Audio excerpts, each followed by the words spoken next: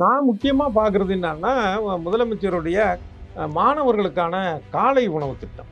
17,00,000 மாணவர்கள் வந்து இதனால பயன்பெறுறாங்க. இது மிக அருமையான ஒரு திட்டம் அது. போதைப் பொருள் விற்கிறதுன்னா காவல்துறைக்கு தெரியாம விற்க முடியாதுங்கிற ஒரு கருத்து. ஆமா ஆமா சொல்லியிருக்காங்க. திமுக அரசுக்கு மிகப்பெரிய ஒரு சவுக்கடி. அதிமுக ஆட்சியில் இல்லையான்னு கேட்க வேண்டிய அவசியம் இல்லை. எல்லா காலத்திலும் இருக்கு, இல்லைன்னு சொல்லல. ஆனா அதை தடுக்கிறோம்னு சொல்லி தானே இவங்க ஆட்சிக்கு வந்தாங்க. இந்த 3 ஆண்டுகள் அது அதிகரிச்சதான ஒரு தோற்றம் இருக்குங்கிறதையும் நம்ம திமுக அரசு மேல நம்ம ப்ளஸ் பாயிண்ட்டும் சொன்னோம், அதே மாதிரி பார்த்தா மைனஸ் என்ன இருக்குன்னு சொன்னோம். ஆனா இதெல்லாம் தாண்டி வந்து திமுக இன்னைக்கு அவசியமா தேவைப்படுது தமிழ்நாட்டுக்கு.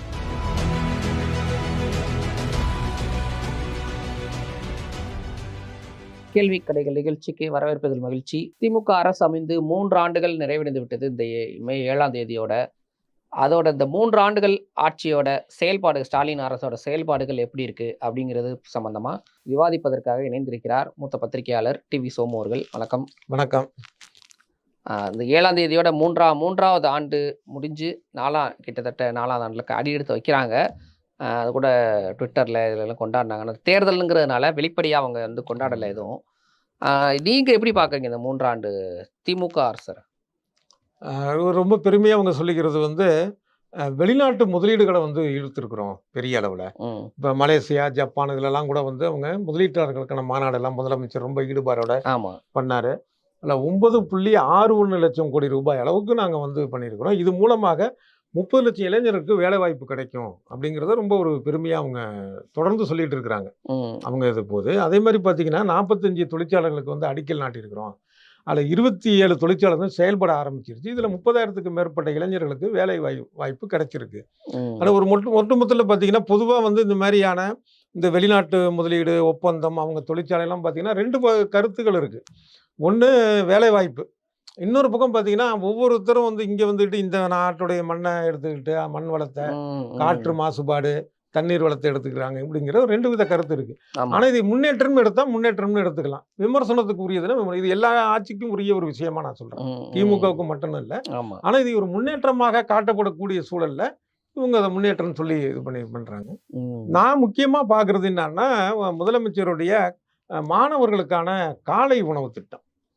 இது ரொம்ப முக்கியமான ஒரு விஷயமா நான் பார்க்குறேன். ஏன்னா 31,000 அரசு பள்ளிகளில் 17 லட்சம் பேர், 17 லட்சம் மாணவர்கள் வந்து இதனால பயன்பெறுறாங்க.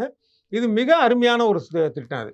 ஏன்னா நமக்கு வந்து இப்போ நகரத்தில் வாழக்கூடியவங்களுக்கு வந்து பார்த்தீங்க அப்படின்னா என்ன காலையில் பெரிய டிஃபனு, டக்குன்னு அம்மா வந்து கேஸ் இருக்குது இது பண்ண இருக்குது டக்குன்னு பண்ணி கொடுத்துருவாங்க. சாப்பிட்டுட்டு அப்படியே மதியானம் எடுத்துகிட்டு கிளம்புறோம். இப்படிப்பட்ட ஒரு சூழலில் இருக்கிறவங்க இருக்காங்களே, இது வேற. ஒரு கிராமத்தில் இருக்கக்கூடிய ஒரு கூலி வேலை செய்யக்கூடிய ஒரு தாய் காலை உணவை தயார் செய்து மதியான உணவுக்கு எடுத்து கொடுத்துட்டு போகிறது வருதுங்கிறது அவங்க வேலைக்கு போகணும். ஒரு எளிய மக்களுக்கு வந்து அது பெரிய சுமையான ஒரு விஷயம்தான் அது இன்னைக்கும். அப்போ பையன் வயிறார சாப்பிடுவான், அங்கே ஒரு மதிய சாப்பாடு மாதிரியே காலை சாப்பாடும் அங்கே கிடைக்கும் அப்படிங்கிற ஒரு இது இருக்கு இல்லையா. நிச்சயமாக கல்வித்தரம் உயரும் இல்லை. இப்போ அந்த ஒரு பிரச்சனை வந்து, அதாவது இதில் இந்த விஷயத்தில் ஒரு இது நம்ம சொல்லணும். என்னன்னா குடிசைக்கு ஒரு விளக்கு திட்டம்னு எம்ஜிஆர் கொண்டு வந்தார். கொண்டு வந்த நேரத்தில் பல பேர் அதை வந்து கிண்டல்லாம் பண்ணாங்க. மின்சாரம் கட்டணமே இல்லாமல் அவங்க ஒரு விளக்கு திட்டம்னு சொல்லிட்டு உள்ள டிவிலாம் வச்சிருக்கிறாங்க. சில வீடுகளில் இருக்கும் அது மாதிரியான இது. இதெல்லாம் ஃபோட்டோ பிடிச்சி போட்ட பத்திரிகைகள்லாம் உண்டு.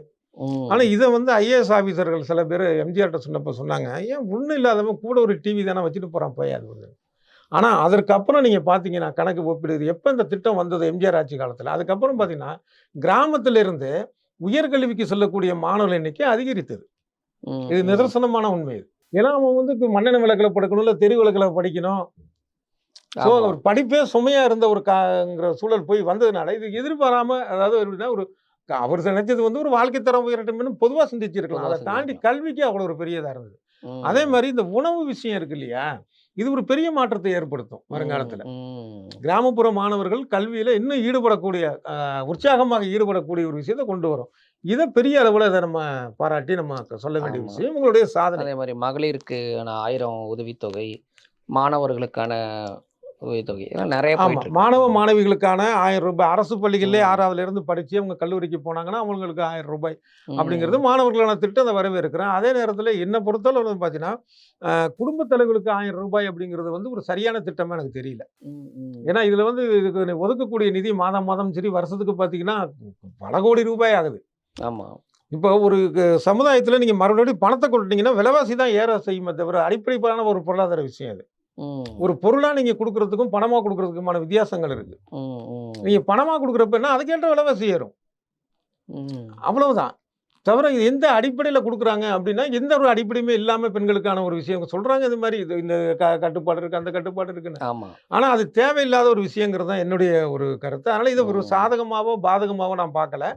ஆ பொதுமக்கள்ட்ட பொறுத்தளவுல இவங்களுக்கு ஒரு சாதகமா இருக்கு. இருக்கு. ம். ஆனா ம். என்னுடைய ம். பார்வையில அது இல்ல. அதேபோல அரசு பேருந்துல பெண்களுக்கு இலவசங்கிறதும் அது உடன்பாடான விஷயமா எனக்கு இல்ல. ஒண்ணு ம். அனைவருக்கும் சொல்லிருங்க. ம். போயிட்டு வந்து பெண்களுக்கு மட்டும் அப்படிங்கிறதெல்லாம் வந்து ஒரு என்ன ஒரு அதனால வந்து டிக்கெட் எடுக்கணும். ரூ. 50 டிக்கெட்டு, ரூ. 40 டிக்கெட் இப்ப டிக்கெட் ரேட்லாம் ஏறி போச்சு. அதுக்கே வந்து ஃபுட்போல்ல தொங்கிட்டு போறாங்க நம்ம பசங்க. இல்ல இன்னும் இலவசம்ன்ட்டா என்ன இல்ல பண்றது? இன்னொரு விஷயம் வந்து என்னன்னா, அ இதுல வந்து வெள்ளை போர்டு வண்டியில தான் இலவசம். ஆமா. அது ஒரு ரூட்ல போட்டீங்கன்னா 10 பஸ் இப்ப அதே ரூட்ல போனதுக்கப்புறம் 11வது தான் அந்த பஸ் வருது. குறிப்பிட்ட நேரத்துக்கு வருது. ம். இதனால எந்த அளவுக்கு பலன்னு தெரியல. சொல்றாங்க இத்தன லட்சம் பேர் பலன் பெற்றாங்க, அதில லட்சம் பேர் பலன் பெற்றாங்க அப்படின்னு. இது தேவையில்லாத ஒரு விஷயம் தான். இந்த 2 விஷயமும் எனக்கு. ம். ஆனா இதுவும் வந்து பொதுமக்கள் பார்வையில பார்த்தீங்க அப்படின்னா, அது அவங்களுக்கு வந்து ஒரு ஆதரவை ஏற்படுத்தி இருக்குங்கிறது நம்ம அதையும் நம்ம ஒத்துக்க தான் வேணும். இந்த ம். இவங்களுடைய இதுல. அப்புறம் மாரி விவசாயிகளுக்கு 2,00,000 மின் இணைப்பு இவங்களுடைய ஆட்சியில இப்ப 3 வருஷத்துல கூடுதலாக குடுத்துருக்காங்க. அதே மாரி விளைநிலங்களுக்கான பகுதிய அதிகரிச்சிருக்கிறாங்க. இப்ப ம். அதே மாரி இன்னொரு முக்கியமான ஒரு விஷயம் பார்த்தீங்கன்னா, சாலை மேம்பாட்டுக்கு முக்கியத்துவம் குடுத்திருக்கு இந்த அரசு. அதாவது கிட்டத்தட்ட ரூ. 1,500 கோடி ரூபாய் செலவுல பல்லாயிரம் கிலோமீட்டருக்கான இது போட்டிருக்காங்க. அவங்க அறிக்கையில சொல்றாங்க.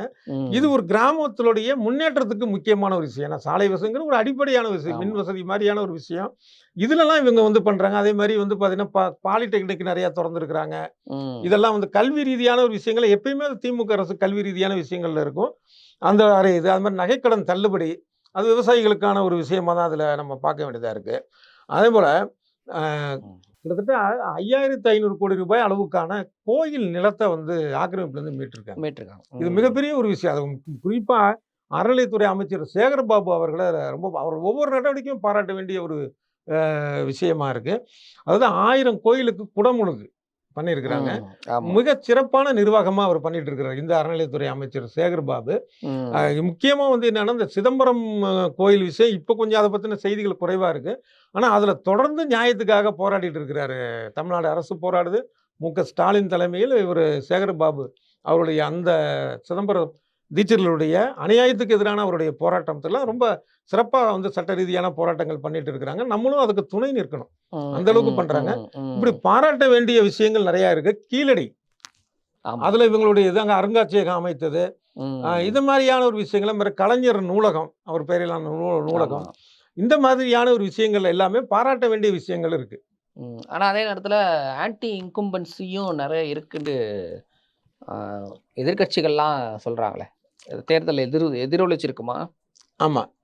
உண்மதான். என்னன்னா 30 வயதுக்கு உட்பட்ட கல்லூரி மாணவர்களுக்கான கடன் ரத்துனாங்க. அது என்ன ஆச்சுன்னு தெரியல.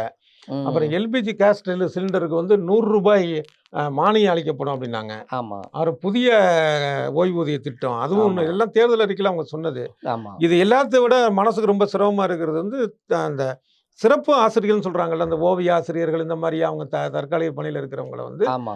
முழுநேர ஆசிரியர்களா நியமிப்போம்ன்னு சொன்னாங்க. அது இன்னைய வரைக்கும் செய்யல. அவங்க செய்யல. தொடர்ந்து போராடிட்டு இருக்கிறாங்க. அ க கல்வி அமைச்சர் அன்பில் பொய்யில் மகேஷ். அன்பில் மகேஷ்ட்ட வந்து மனு குடுக்குறாங்க, செய்றாங்க. ஒண்ணும் இது இல்ல. இத வந்து நிச்சயமா கவனத்துல எடுத்து, திமுக அரசு இனிமையாவது இத செய்யணும் அப்படிங்கிறத வந்து நம்ம ம். இது மட்டும் இல்லாம, இப்ப சமீப நாட்களா வந்து அ ஒரு கட்டம் வரைக்கும் கஞ்சா நடமாடுதல் வந்து அதிகமா இருந்தது. ஆ அதுக்கு கூட காவல்துறையில ஒரு ஆப்பரேஷன்லாம் பண்ணாங்க. ஆப்பரேஷன் கஞ்சான்னு சொல்லிட்டு. அப்புறம் 2.0 ஆப்பரேஷன் ஒண்ணு பண்ணாங்க. ஆனா, இப்ப அதுக்கு அடுத்தது பார்த்தீங்கன்னா, போதைப் பொருள் வந்துருச்சு. வந்துருச்சு. போதைப் பொருள் ஜாஃபர் சாதிக் கைது செய்யப்பட்டாரு. இப்ப சமீப நாட்களா பார்க்கும்போது சில இடத்துல இளைஞர்கள் வந்து போதை ஊசிய ஆமா. போட்டுக்கிட்டு கண்டுபிடி இப்போ தெரியாம இன்னைக்கு கூட நடக்குறாங்க. பார்த்தீங்கன்னா தொலைக்காட்சியில் ஓடிட்டு இருக்கிறது, ம். தென் மாவட்டத்தில் இது மாதிரி கஞ்சா போதையில் ஒரு கடையில் போய் அரிவாளை எடுத்துக்கிட்டு ஆளாளுக்கு வெட்ட போகிறேன் அப்படின்னு சொன்னவருடைய அந்த சிசிடிவி கேமரா ஃபுட்டேஜ் இன்னைக்கு போயிட்டு இருக்கு. ம்.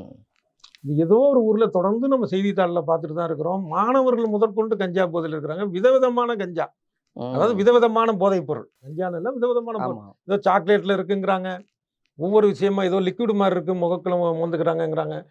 இதை ம். நீதிமன்றம் இப்போ மதுரை நீதிமன்றம் நினைக்கிறேன் இப்போ சொன்னது என்னன்னா, ஆஹ், போதைப் பொருள் விற்கிறதுனா காவல்துறைக்கு தெரியாம விற்க முடியாதுங்கிற ஒரு கருத்தை ஆமா, சொல்லியிருக்கு. ஆமா. சொல்லியிருக்காங்க. ம். இது இந்த திமுக அரசுக்கு மிகப்பெரிய ஒரு சவுக்கடி. ஏன்னா காவல்துறையை கையில வச்சிருக்கிறவர் வந்து முதலமைச்சர் மு க ஸ்டாலின். ஆமா. அப்ப அது ஒரு மிகப்பெரிய ஒரு கண்டனமான ஒரு விஷயம். இது காவல்துறையை சொன்னதுன்னு இல்லை, மு க ம். ஸ்டாலின் சொன்னதா தான் அது அர்த்தம். Correct, correct. அதை உணர்ந்து இனிமையாவது அதுக்கான நடவடிக்கை எடுக்கணும். எங்க பார்த்தாலும் கஞ்சா போதை ம். மிகப்பெரிய அளவுல இருக்கு. பயமா இருக்கு. ரோட்ல போறதுக்கே பயமா இருக்கு. இந்த எவன் கஞ்சா அடிச்சிட்டு வந்து நம்மள சம்மந்தமே இல்லாம வந்து மோதுவானோ, அடிப்பானோ, உதைப்பானோங்கிற ஒரு இது ஆ, இருக்கு. ஆ. பெண்கள் நடமாடுறதுக்கான ஒரு விஷயங்களா இருக்கு. இதனால நிச்சயமாக இது ஒரு மிகப்பெரிய பின்னடைவு தான். அந்த 3 ஆண்டு சாதனையை தாண்டி இது வந்து ம். இதுக்கு முன்னாடி அங்க அதிமுக ஆட்சியில இல்லையான்லாம் கேட்க வேண்டிய அவசியம் இல்ல. எல்லா காலத்திலும் இருக்கு. இருக்கு. ம். இல்லன்னு சொல்லல. ஆனா அத தடுக்கிறோம்னு சொல்லி தானே இவங்க ஆட்சிக்கு வந்தாங்க. ம். ம். ஒண்ணு ம். தவிர இந்த 3 ஆண்டுகள்ல இது அதிகரிச்சதான ஒரு தோற்றம் இருக்குங்கிறதையும் நம்ம பதிவு பண்ணி தான் ஆகணும். ம். அந்த மாரி இருக்கு. இந்த போதை நோன ஞாபகம் வரக்கூடிய இன்னொரு விஷயம், ஏற்கனவே வந்து சொன்னாங்க ஒரு முறை கனிமொழி அவர்கள் வந்து திமுக எம்பி கனிமொழி அவர்கள், நாங்க ஆட்சிக்கு வந்தால் அ மதுக்கடைகள் எல்லாம் ஒழித்து முழு மது விலக்க கொண்டு வருவோம்னு சொல்லி பேசுனாங்க. ஆமா. ம். அந்த தேர்தல்ல தோத்துட்டாங்க. இப்ப மறுபடியும் ஜெயிச்சுட்டாங்கல்ல. இப்ப ம். அதுக்கான நடவடிக்கை எடுக்கலாமே. இப்ப இது இல்லன்னா வந்து அரசே இயங்காதுங்கிறாங்க. அப்படிலாம் இல்லையே, பீகார்ல இயங்கிட்டு தானே இருக்கு. குஜராத்ல காலங்காலமா இயங்கிட்டு தானே இருக்கு. அதாவது குஜராத்ல காலங்காலமா இருக்கு. ஒன்றிய அரசு ஏதோ நிதி குடுக்குது, அது இதுங்கிறாங்க. ரைட்டு. பீகாருக்கு என்னாச்சு? ம். இயங்கிட்டு தானே இல்ல இருக்கு. நம்ம கேட்கிற நிதியே குடுக்க மாட்றாங்க. அப்புறம் இதுவும் போயிருச்சுன்னா என்ன ஆனா ஆகும்? இதுல என்ன விஷயம் அப்படின்னா, ம். இதுலேருந்து வரக்கூடிய நிதி இருக்கு இல்லையா? இத வைத்து ஆட்சி செய்வது அப்படிங்கிறதே ஒரு அசிங்கமான விஷயம். ஒண்ணு. ஆ. இது ஏற்கனவே அண்ணா அவர்கள் சொன்ன விஷயம் தான் அது. இன்னொன்னு என்னன்னா, மது ஆலைகள் யார் வைத்திருக்கிறாங்கன்னு பாருங்க. ம். இந்த ஆளுங்கட்சிக்கு இல்ல இன்னொரு எதிர்க்கட்சிக்கு சம்பந்தமான ஆட்கள் தான் இருக்காங்க. ஆக இந்த தனிப்பட்ட இந்த வருவாய் தான் மெயினான விஷயமா இருக்குங்க தவிர, ஆ. அரசு நலன் அப்படிங்கிறதுக்கெல்லாம் விஷயமா நம்ம சொல்ல வேண்டியது. ஏன்னா, இல்ல. இப்போ ம். இன்னும் சொல்லப்போனா, இப்ப எத்தனையோ வரிகள் வந்து ஏய்க்கப்படுகிறது. ம். ஒரு வணிக வரியா இருக்கட்டும், எத்தனையோ இதுல தில்லுமுல்லுகள் இருக்குல்ல. இதெல்லாம் சரியா அவங்க வாங்குனாலே போதுமே. இப்ப பத்திரப்பதிவு ஊழல்லாம் வருது. அந்த மாரி இல்லாம அதுல சரியான வரிய வாங்குறது. ம். அது மாரி ம். இந்த நிலத்தை அதாவது எப்படின்னா, இந்த கனிம வளத்துக்கு ஒதுக்கீடு பண்ணக்கூடிய விஷயம் அதெல்லாம் அரசே எடுத்து நடத்தலாம். ஆமா. இப்படி வருமானம் வரக்கூடிய விஷயங்கள் எவ்வளவோ இருக்கு. ம். அதுல கான்சன்ட்ரேட் இதுதான் பண்ணலாம். குடிக்க வச்சு தான் நான் வந்து வருமானம் ஈட்ட இல்ல. இவங்க தனிப்பட்ட சாராய ஆலைகளுக்கான நலனுக்காக தான் அப்படி இருக்கிறதா தான் நம்ம நினைக்க வேண்டாம். இதுவும் வந்து அதிமுக இல்லையான்னு இதுக்கும் கேட்பாங்க. அப்படி இல்ல. அதிமுக பண்ணாலும் தவறு தான், திமுக பண்ணாலும் தவறு தான். ஓகே. இவங்களோட இந்த செயல்பாடு வந்து இந்த எலக்ஷன்ல ஏதாவது ரிஃப்ளெக்ட் ஆயிருக்கும்னு நினைக்கிறீங்களா? இல்ல மோடி எதிர்ப்புங்கிற ஒற்றை குறிக்கோள்ல இருந்ததுனால 40 வந்துருவாங்களா? இல்ல நிச்சயமா 40 வருவாங்கன்னு தான் தோணுது. என்னன்னா, இப்ப ம். நம்ம திமுக அரசு மேல நம்ம அ ச ப ப்ளஸ் பாயிண்ட்டும் சொன்னோம். அதே மாரி பார்த்தா மைனஸ் என்ன இருக்குன்னு சொன்னோம். ஆனா இதெல்லாம் தாண்டி வந்து திமுக இன்னைக்கு அவசியமா தேவைப்படுது தமிழ்நாட்டுக்கு. ம். ஏன்னா இது இந்த ஒரு கட்சி தான் சமூக நீதிக்கான ஒரு கட்சியாக வளர்ந்த கட்சிகள்ல, தேர்தல் அரசியல் ஈடுபடக்கூடிய கட்சிகள்லயே ஒரு செல்வாக்கான கட்சிகள் இருக்கிறது இதுதான். ம். எந்த அளவுக்குங்கிறதுல வேணா அவன் கருத்து மாறுபாடு இருக்கலாம். ஆனா சமூக நீதிக்கான ஒரு கட்சியா தான் அது இருக்குது அது. சதவீதம் கூட குறைச்சு இருக்கலாம். ம். அப்ப பாஜகவுக்கு எதிரான ஒரு கட்சியா இருக்கிற திமுக தான். இதோட அவசியம் இருக்கு. இதை மக்கள் உணர்ந்திருக்கிறாங்க. குறை சொல்றது அப்படிங்கிறது வந்து குறை இருக்குன்னு சொல்றோம் அவ்வளவுதான். ஆமா. அதுக்காக வந்து திமுகவே இருக்கக்கூடாது, அது ம். ஓட்டு போடக்கூடாது அப்படிங்கிறதெல்லாம் ஒண்ணும் கிடையாது. இன்றைக்கும் திமுகவுக்கு ஓட்டு போட வேண்டிய கட்டாயம் இருக்கு. இத ம். மக்களும் ம். உணர்ந்திருக்கிறாங்க. ம். ஆனா ம். கடந்த நாடாளுமன்ற தேர்தல் மாரி இந்த நாடாளுமன்ற தேர்தலிலும் மிகப்பெரிய அளவுல வந்து திமுக வெற்றி பெறும். அதே நேரத்துல தன்னை நம்பிய மக்களுக்கு, வாக்களித்த மக்களுக்கு இன்னும் வாக்களித்த இப்ப சமீபத்தில் கூட அப்படிதான் நம்புறேன் நானு. திமுகவுக்கு தான் வாக்களிச்சிருப்பாங்கன்னு நம்புறேன். ம். அது மாரி வாக்களிக்க போற மக்களுக்கு ம். சரியான விஷயத்த திமுக செய்யணுங்கிறத உரிமையோட கேட்கிறோம். ம். ம். ம். Okay sir. நம்ம தொடர்ச்சியா அவங்களோட செயல்பாடுகள பார்த்துட்டு அடுத்தடுத்த நாட்கள்ல பேசுவோம். நேர்காணல் பங்கேற்றமைக்கு நன்றி. நன்றி.